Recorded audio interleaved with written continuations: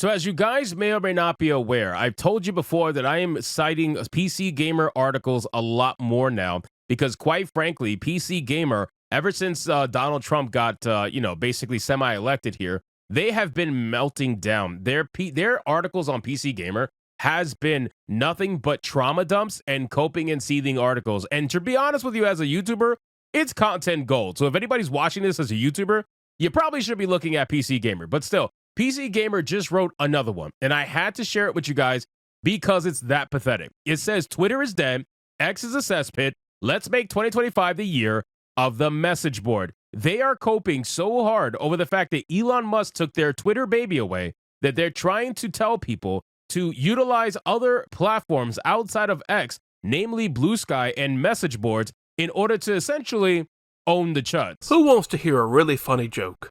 Gaming journalism.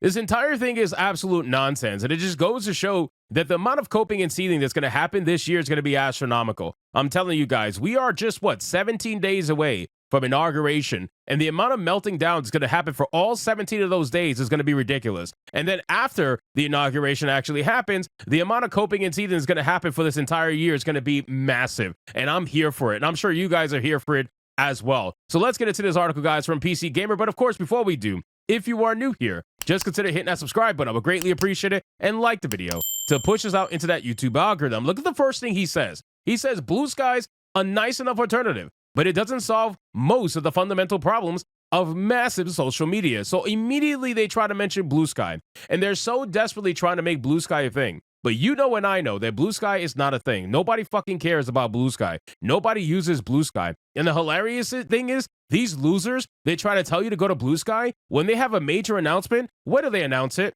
On X. Like most of them, 95% of them announce it on X. AOC got caught getting absolutely destroyed because she was trying to promote Blue Sky, and she ended up making a super big announcement on X first and not Blue Sky. And it makes you wonder, gee, why is that? So he says Twitter is dead. Almost exactly a year ago, I hoped that the once upon a time microblog of record would have a 2024 bad enough to kill it, to finally free me from my compulsion to check in. And you know what? That year made good on my request. Don't get me wrong. I don't mean that Twitter is dead in the sense that it doesn't continue to draw in, somehow, millions of users, or that it doesn't continue to generate some small sliver of revenue from the dullest wits on earth forking over $8 a month to have their replies artificially boosted to the top of every single thread. I don't even mean to say that a year or two from now, all of that won't still be true. Doesn't PC Gamer have a gold checkmark on Twitter? Like, I'm pretty sure PC Gamer has a gold checkmark on Twitter. I'm actually going to check that right now. Let me search that really quick on X while we are live. Ladies and gentlemen, I want you guys to understand something. Let me bring it up on screen here. Just take a little looky look. In this article, you have a journalist from PC Gamer that is trying to make you feel bad because you spent $8 a month to boost your account and make it, especially if you're a content creator. $8 a month, they're trying to make you feel bad. PC Gamer has a gold badge. That is $1,000 a month badge. And you have their journalist trying to make you feel bad because you may spend $8 a month to have the replies artificially boosted?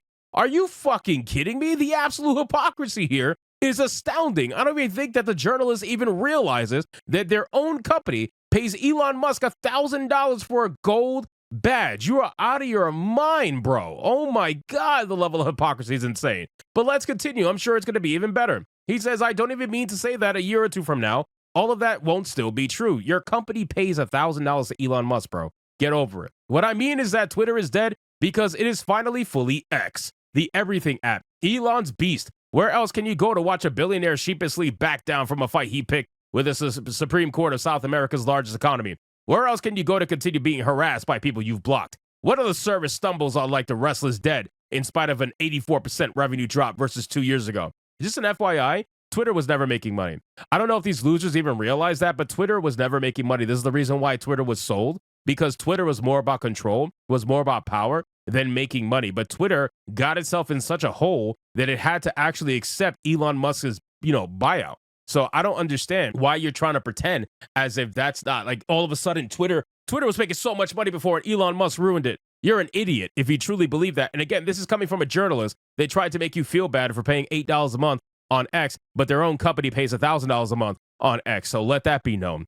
And then it says that whether Twitter was ever good is one for history to judge. It wasn't. It wasn't, because Twitter was very one-sided. Twitter tried to censor conversations that happened to be anything other than left-wing ideology. This is why you loved it so much, and this is why everybody else was so miserable, because you yourself were benefiting from it every single day, while everybody else was dealing with issues like shadow bans or actual real bans and whatnot. This is why you view it with such rose-tinted glasses, because you're like, oh, Twitter yesterday was so good. It was so amazing. We actually had communities.